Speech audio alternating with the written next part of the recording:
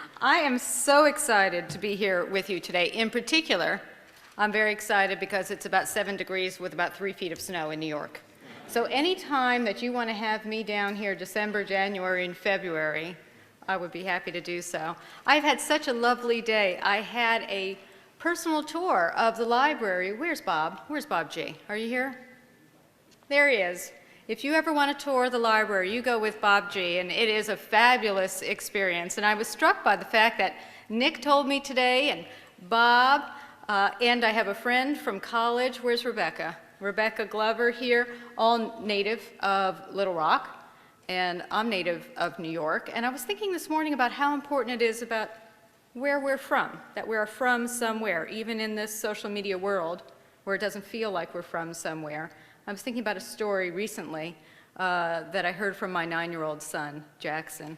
He had hosted a luncheon at our congregation of seniors. Each 9-year-old was paired with a senior. And so after the luncheon, I asked him who his senior was. And he said his senior was named Rosalind. And he got Rosalind a sandwich and apple juice. And then they drew some rainbows together. And I asked him if Rosalind was from New York. And he said, no, Rosalind was from bread. And I said, bread? Where's bread? He said, I have no idea. I asked her if she was from New York, and she said born and bred. So now we have a new place in the world called bread, right? We're all from bread. And I think this is awfully important as we think about this notion of where we're from, this notion of who we are connected to, being stretched because of social media. I'd like to start by telling you a story about the Red Cross. So almost exactly a year ago, Wendy Harmon, who's social media manager for the Red Cross, was doing her last check of her media channels, Facebook and Twitter, at the end of the day. And on January 12th of last year, she began to see messages coming that took her a bit by surprise. And they said they were addressed to the Red Cross, and they said, help, and they gave an address. Help, and gave an address. And the addresses weren't familiar to her. So she went online and found that these addresses were from Haiti. Wendy Harmon was getting SOS messages from beneath the rubble in Haiti. She was able to forward those messages to the State Department, forward them to other relief organizations on the ground. In some cases, they were able to help. In other cases, sadly, they weren't. Now compare Wendy's response to 5 years earlier after Hurricane Katrina. There were a lot of casualties after that disaster.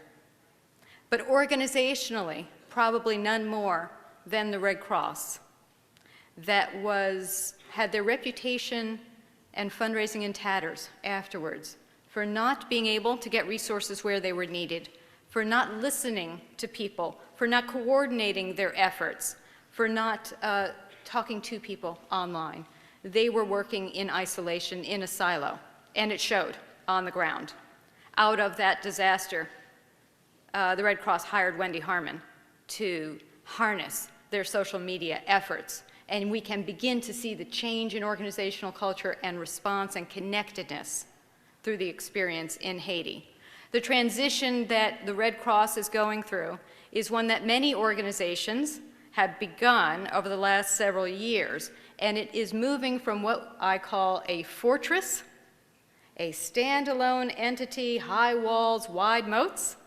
Every once in a while, those fortress organizations put the drawbridge down and give a directive or ask for $25, and then quickly draw the drawbridge back up and go behind their high walls again, moving to a network nonprofit, organizations that are open and porous, that allow outsiders in and insiders out, that are connected, that are focused on relationship building.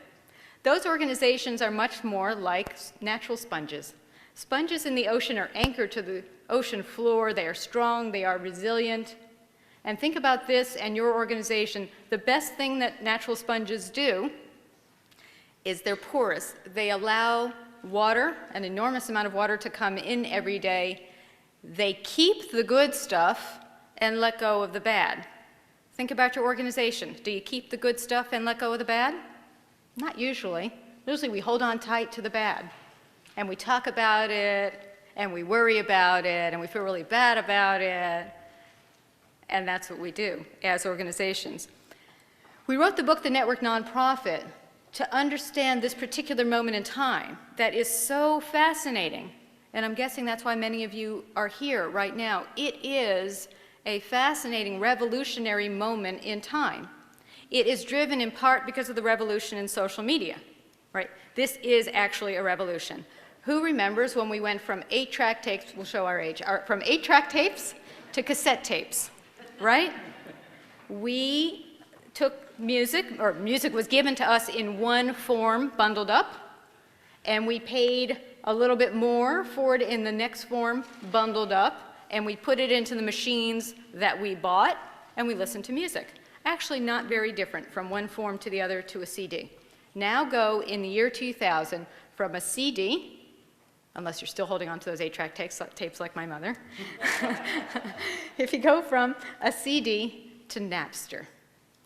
This is the beginning of a revolution. Napster is an online site where people, generally kids, were sharing music files, creating their own playlists, and downloading them. All of a sudden, who was in the driver's seat? It wasn't the music companies anymore, who responded by trying to play a game of whack-a-mole and suing them, a very stupid strategy, right?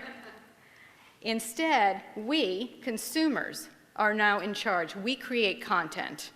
We are newspapers through our blogs. We are news megaphones through Twitter. We create our own music CDs online through places like Napster and the subsequent companies that do that.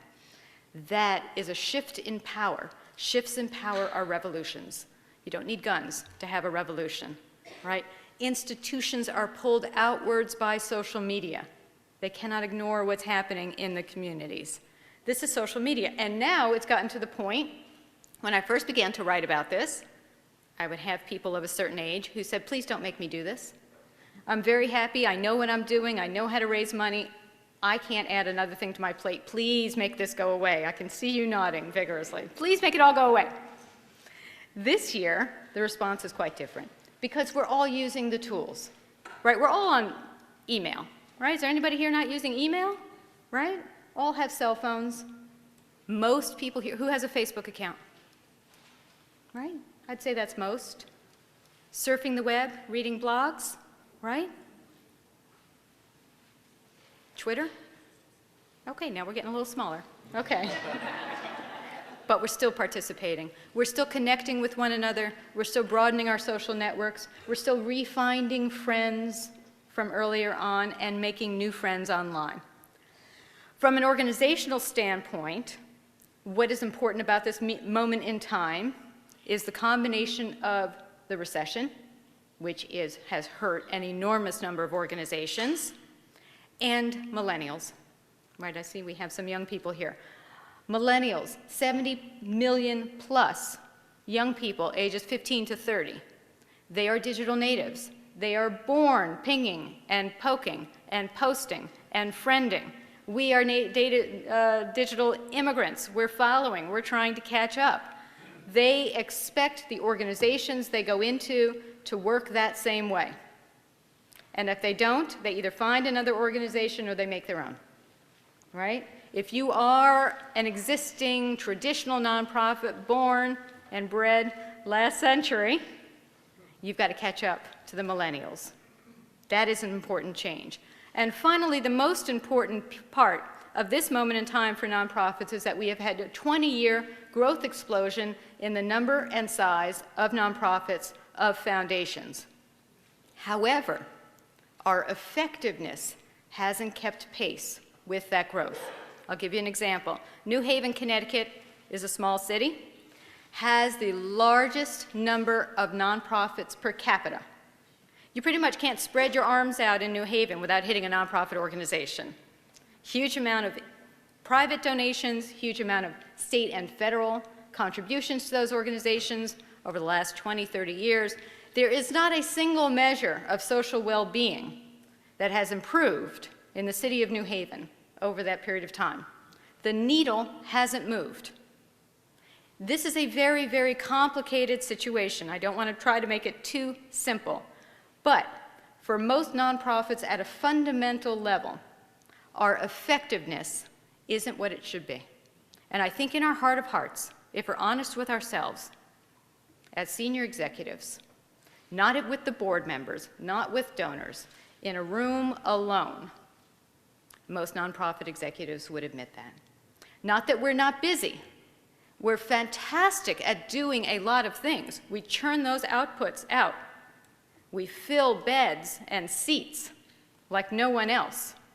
But are we really making the changes that we got into this business to do? And the answer so far is that we aren't. But what we're finding as organizations are dipping their toe into using social media, we're finding that using the tools are easy. Using them well for social change isn't so easy. And I imagine that's why we're here today. Anybody can set up a blog, or Facebook page, a fan page, a Twitter account. But integrating that into our work, making sure that that is leveraged for making real change happen, is not so easy. And that's why we wrote the Network Nonprofit. And what we're finding is that those organizations who were born this way, Moms Rising, Charity Water, and those organizations like the Red Cross that are in the process of becoming this way, have a way of being that leads to a way of doing. This is critically important that we understand that this is a fundamental culture of being social, that these organizations who are successful using social media have ingrained in themselves, that then enables them to connect with large groups of people, to turn friends into funders online, to open up their governance, to be more transparent. But it begins from an understanding that they can't work as fortresses, that they are a fundamental part of networks out there, that they have to be open, that this happens from leadership down. One of my favorite phrases in the book is that social media use is a contact sport, not a spectator sport. Now, you can hear organizations that aren't getting this when they say things like, we set up a Facebook page and nobody came, right? We sent the intern down the hallway to do the social media, and they went back to school, and now we're lost. My CEO says that we can do a little of it, but not too much. And she refuses to do any of it, right? For the CEOs here, for our friends who are boomers, the more you behave that way, the less likely you are to be relevant 5 years from now. This is a leadership challenge. As my friend Cecile Richards, the CEO of Planned Parenthood, says, it is the job of leadership to make themselves uncomfortable. Because if we're not uncomfortable, then we're not doing anything new. And if we're not doing anything new, we're not making any change happen out there. But if we are working within an organization that is hesitant, maybe a little bit afraid to change, as most organizations are, then the chances are that they have a list, we call it the Litany of Fears, that need to first be grappled with. Cannot ignore the fears. The fears are real. The fears are significant. They need to be talked about openly within organizations. The fears boil down, generally, to two fundamental things for leadership. Fear of losing control, fear of being criticized. That's what it is. We're looking at a generation of leaders that find those two prospects terrifying because it runs counter to everything that, frankly, I was taught in graduate school, right? In 1980-something, when I was in graduate school, the role of leadership was to build our fortresses, to control strategy, control the message. That's what we're doing as experts and staff members. To not put our organizations at the risk of being publicly criticized. And now, we're asking organizations to do just the opposite. But the fact is, for any organization that hesitates, any organization that's stuck in those fears, the reality is they've already happened. You have already lost control of the message and the messenger. You are likely being talked about, and perhaps not pleasantly, out there somewhere in cyberspace, even if you're choosing not to listen to it, as the Red Cross was after Hurricane Katrina. It doesn't mean the criticism doesn't exist. What we've done is we've mushed up criticism with flamethrowers. So you go online, and there are wingnuts, right? There are wingnuts online. You go out in the street, there are wingnuts. What are you going to do, right? Now, the wingnuts have a megaphone online. They talk loudly, they talk unpleasantly. We as organizations have decided that anybody who criticizes us too often is a wingnut, and it's not true. A genuine critic is actually somebody who loves your organization. Otherwise, they wouldn't take the time to criticize. They want you to do better. You can only do better by listening. So I'll tell you a story. American Cancer Society, 3 years ago, the board of that organization had a presentation by the assistant medical director, Dr. Len. He wanted to start a blog for cancer patients and their families, a place to talk on their website. And the board said, absolutely, that's a fabulous idea, but you just can't put any comments on the blog. And he said, I can't do that. A blog without comments is a billboard. The point of social media is the comments, the conversation. That's why people come, to interact. And they said, well, what happens if somebody criticizes us? He said, well, I don't know. Give me 3 months. Let me try and see what happens. And he started, and he's a fabulous blogger, very conversational, very engaging. And after the second month, somebody came on into the comments and criticized the overhead rate of American Cancer. And he responded in the comments as to how and why the rate is calculated. Other supporters of American Cancer did the same. It's unclear if that original critic was satisfied by the answers.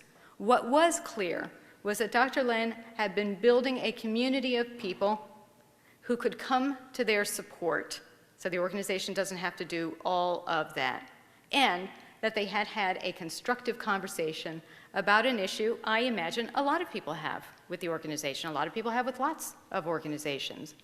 By hiding from that question, they would have let it fester, and they didn't. This really requires organizational leaders to unlearn so much of what they do and to change the lens. So the lens in fortresses are built for defensive purposes. Fortresses are built to say that we have something inside of here, people, resources, that are scarce. There aren't enough of us to go around to do all of the work. There's not enough money. There's not enough time. If you looked at the agenda for staff meetings for most organizations, and when I ran a nonprofit for 11 years as I did, it was certainly true of my organization. If you looked at the agenda of every weekly, bi-weekly staff meeting, the underlying premise of all of those agendas is exactly the same. We don't have enough time, we don't have enough money, we don't have enough people. You could just boil it down to that. Let's have our weekly conversation about how we don't have enough time, money, people, right? We'll all feel bad by the end. We'll all feel exhausted. And then we'll try to go out and push the boulder up the hill alone behind our moat and high walls again this week. That's scarcity thinking. And everybody out there is either an enemy, a competitor, or somebody wants to take something from us. Unless we need donations, and then they're potential donors who are supposed to do exactly what we tell them to do. That's scarcity. Now, we're living in a networked world that is filled with abundance. Let's turn that lens around and let's look at it differently. What if we understood that every organization is one node in the larger network, that we don't work against all those other nodes, but we actually work with them? What if we understood that there are vast numbers of people who want to help us, who are smart, who are capable, who are available, who are of goodwill? And what if we didn't feel like we had to come up with all of the solutions alone? because that's part of the exhaustion. If you have to come up with all the stuff by yourself, it feels exhausting. What if instead we went out on Facebook and said, what do you think we should do? We're struggling. We don't know whether we should do X or Y. What do you think? And organizations are doing that. The Humane Society is doing that. American Red Cross is doing that. A group called Atlas Corporation does that in a marvelous way. That is a conversation. And the fundamental DNA of social change is conversations. It's not 5-year plans. It's not TV ads. It's not key messages. I've never heard of a key message making change happen in the world. It is conversations that happen between friends, conversations that happen between girlfriends, mothers, daughters, sons, fathers. That's how change happens. Think about when an issue has really come into your consciousness lately. My bet is it's not because of a news article. It's not because of a direct mail piece you received. It's because somebody you know said, this is important, pay attention. That's conversation. Organizations need to lead those conversations. When people say to me, I don't have enough time, staff, resources to engage in social media, my advice to them is to go back to their offices, look at everything that they do as an organization and say, how much time are you spending on transactions? How much time are you spending on services that you do just because you do them? Or maybe a board member loves it. How much time are you spending building relationships? Particularly if you are engaged in advocacy. If you're not spending 80% of your time building relationships, then you're never going to be effective, right? I want to tell you about a story I heard last year about abundance that's just one of my favorite stories. This came, I was speaking to a conference of senior something. It wasn't ARP, but it was like the National Aging, Older. I've just done a disservice to this organization. They were lovely. They were lovely. I am not making fun. I'll tell you when I'm making fun. So, front row, a woman named Ruth raises her hand. We're talking about this issue of abundance. And she works for the senior center on the Upper West Side of Manhattan. And she said she noticed that there was a gap in communications in that community. There was no one who was telling folks what cultural events, activities were available for seniors. So she wanted to start a blog, but she had no staffing for it whatsoever. So Ruth, in her brilliance, sent out an email to their list of 200-300 volunteers. And she said, who would like to be a food critic, museum critic, theater critic, dance critic? Now, let me tell you something. If you ask 300 seniors on the Upper West Side of Manhattan if they want to have an opinion about something, you only have to ask once. Now, what was so brilliant was, one, asking, which was brilliant. Two, not defining this in scarcity terms by saying, you can be the food critic, but you can't, because we already have one. What she said was, come and do what you want to do. We can have 5 food critics. She trained them on being bloggers. They now have this blog that is abundant in its resources. Nobody internally has to carry all of that weight alone. You can share blogging with staff, with volunteers, with board members, with people who want to tell stories. Because that's how we are going to get our messages out, is people telling their personal stories either through the lens of a staff person or a donor or a volunteer or a service recipient about why this is so important to them, and think of the impact of the stories that we're seeing on YouTube of people telling the personal impact of these efforts on their lives. I want to end with a quote, and then I do hope that we can have a conversation here as well. I'm sure you have plenty of questions if I haven't insulted everybody so far. If I haven't insulted everybody so far, then I've missed somebody, and I'm going to have to start all over again. The French philosopher and writer Albert Camus wrote, "In the depth of winter, I finally learned that there was in me an invincible summer." In me, in all of us, in all of our organizations. We are on the precipice of an invincible summer, of great connectedness, of great change. It's going to take courage to embrace that change, courage to change our orientation, our organizations, resilience to stick with it, but it is going to be magnificent. Thank you very much for your time.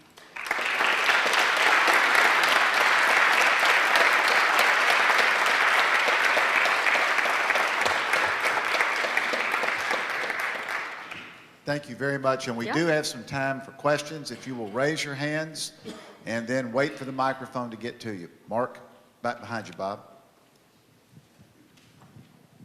Hi, I'm Mark Peters. I'm a first-year student here at the Clinton School. Thank you so Hi, Mark. much for being here with us today. I was hoping to get your perspective on initiatives like Pepsi Refresh and Chase Community Giving. Have those managed to incentivize nonprofits to get engaged in social media? So that's a great question. There have been a slew of fundraising contests sponsored by corporations and foundations over the last 3 years. I think that phase began in 2007 with the Case Foundation's America's Giving Challenge. They offered matching grants for people who raised the largest number of friends on causes, an application on Facebook. I think, and what we found, Beth Cantor and I assessed the first round in 2007 and the second round in 2009, and what was fascinating about it was that the winners in both rounds were very small organizations who had been hesitant to get online and to do this, but there was a big prize for them out there, and all they had to do was to email and text and tweet to their friends out there to say, come on and get engaged. And we found over and over again that the winners weren't more technologically adept than other people. They had put an enormous amount of elbow grease into doing that. So certainly the contests have incentivized a large number of organizations to jump online and get engaged for those particular contests. The downside has been that after the contests are over, the organizations haven't, one, continued to engage those people online, or figured out how to broaden the engagement to relationship building. So it has been a beginning. I think there is some fatigue with the number of contests that have gone on because it does take a great amount of energy to engage in them. And then we have the larger strategic issue of what to do around them. But it's been a very interesting start to them. No, we got a question over here, Bonnie. I'll walk behind you. Sure. You got one there. Allison, hi, thank you. I kind of span, I guess, the generations in a way. I have a lot of young friends, and I've been around for a while as a volunteer. I'm wondering what you are recommending, or what the talk is, the conversation is, in changing the paradigms for boards. If indeed we are engaging younger people, but the top of the giving pyramid is still the older. How do you work that out? Boards. We have a whole chapter in the book on boards, and I wanted to begin the chapter with boards, and Beth said I couldn't.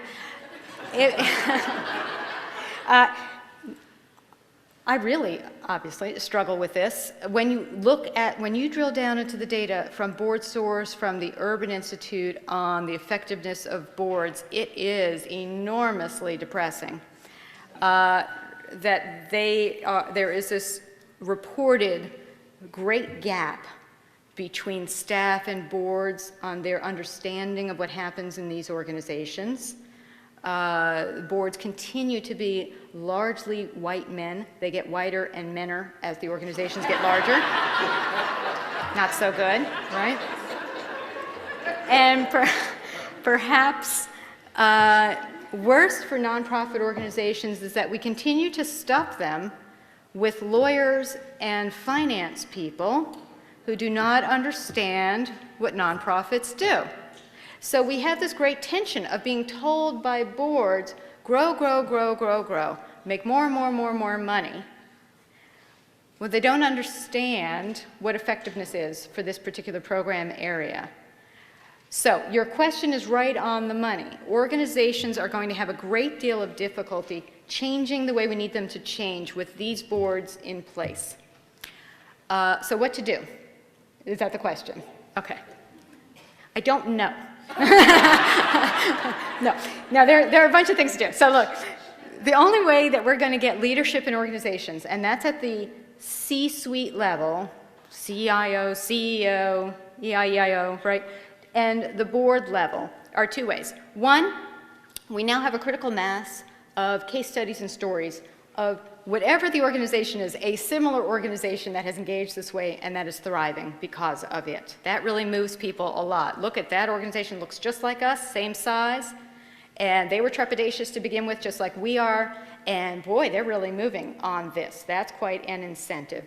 And the second thing is that we've got to get into the boardroom and we've got to get hands-on with them, because as I mentioned, social media is that contact sport, not the spectator sport. It's very, very difficult to understand the power of connectedness, the power of relationship building, unless you're actually engaged in it. Unless you've actually tried Twitter, it's very, very easy to say, that's the dumbest thing I've ever seen, right? It's very easy to keep it at arm's length, rather than saying it doesn't work under all circumstances, it's not for everybody. But let me show you how Charity Water raised $250,000 on Twitter last year. If that doesn't move a board, I don't know what will. The last thing we have to do is we have got to rethink the makeup of our boards. We really do. Because even though we keep stuffing them with the lawyers and the finance people, nonprofits keep reporting how disappointed they are in the fundraising by the boards. Then why keep stuffing them with those people, right? So we need to get younger, we need to get more social media people on there, and we need to keep pushing the boards. Do not let your boards stop you from doing this. And please try to think of the Litany of Fears as a conversation starter, not a conversation stopper. Good? Yes, Good. right behind you. Yes. A simple but difficult question. The universe of moving targets in social media and the revolutionary nature of Facebook. Yeah. Look in your crystal ball and suggest what's going to be the next Facebook. What's going to be Yeah. what do we got? What should we be investing in now? What's your name? Gene Mullins. Hi, Gene. Gene, if I knew the answer to that, do you think I'd be standing here? No, well, I thought you might have some. The only thing I can tell you, Gene, is that the core toolbox is not going away. So Facebook, with its 500 million people, is not going away. Twitter, with its 100 million people, is not going away. Email's not going away. Text is not going away. I have no idea what's coming up next. We've seen a lot of experiments in geolocation services this year. Foursquare, tell us where you are right this minute. I have to tell you, I do hesitate around those tools, although they are very, very good for organizing. See, that's the key, is whatever the tool is, if it's spreading, there's a reason why it's spreading. It's useful to people. It's easy to use. That's the common thread of those tools. Even if I don't have an immediate use for it, I need to know why it's spreading. Why is that popular for people? And from a social change point of view, geolocation tools are awfully important to help organize people for a protest, say. Museums are finding it very useful to help people connect to other local cultural centers. If you go to a museum, maybe you want to go to X down the street.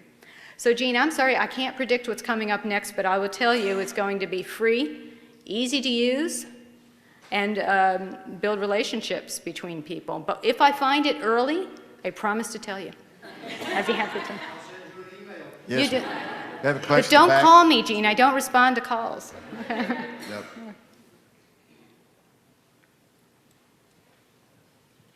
Hello, my name is Patrick Banks. I'm also a student at the Clinton School. Hi, Patrick. Thank you for being here today. My pleasure. At the Clinton School, we learned that if you want to cause true change, Yeah. it's not enough to just beat it over people's heads and say, you should do this, you should do that. You have to make it meaningful in some way. Right.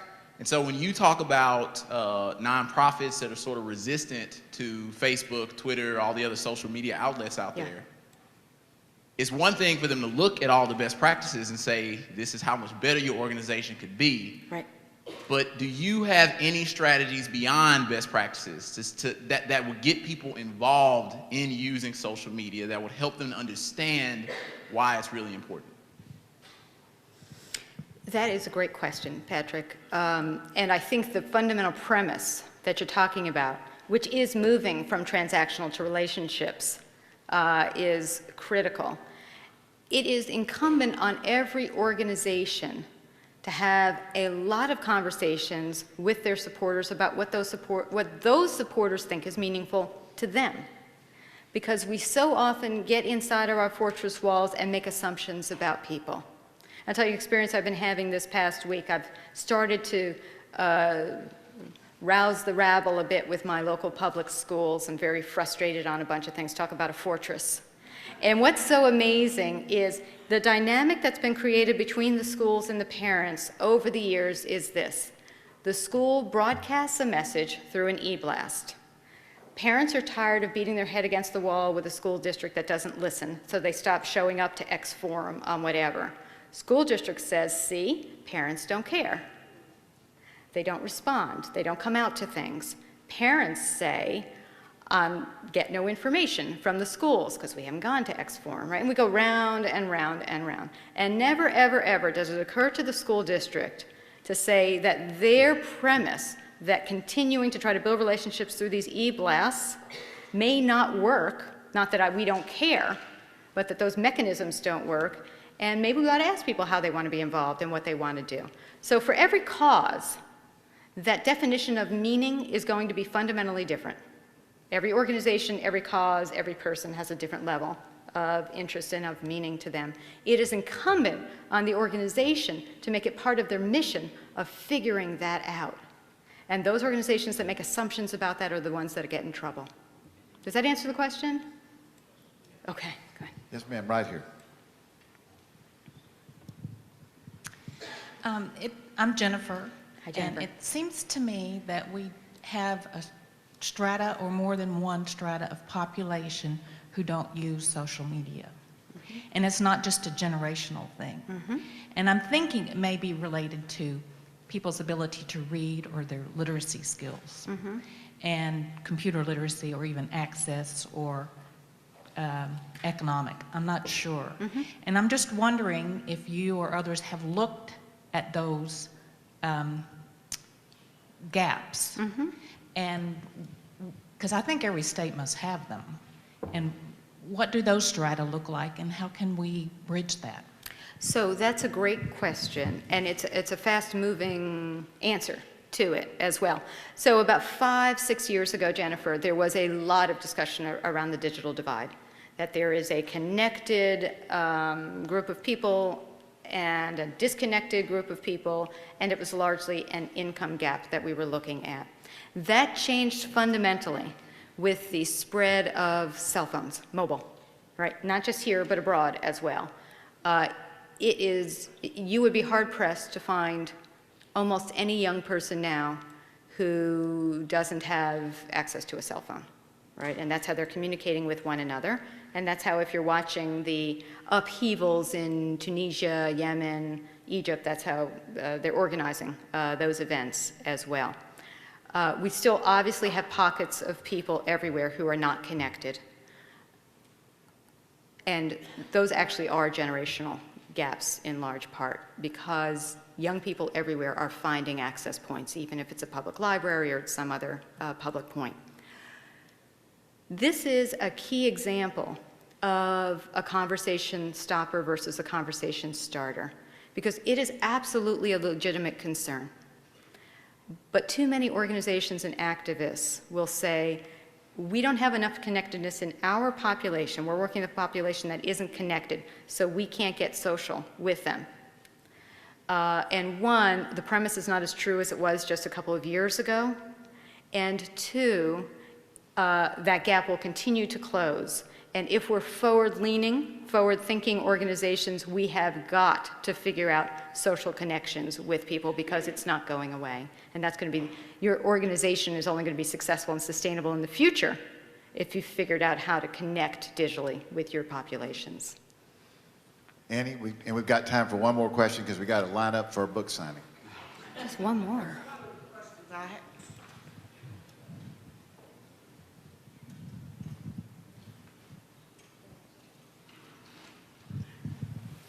I'll try a little louder. One of the things that I wanted to ask you about today was, we know that governance and the legal communities don't move as fast as some of the other institutions.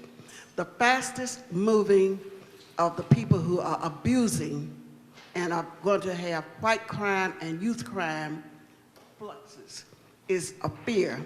How, when people misuse it and they get in conflict with the law, as the law is written now, how can organizations help protect themselves from white-collar crime and youth crime with this media?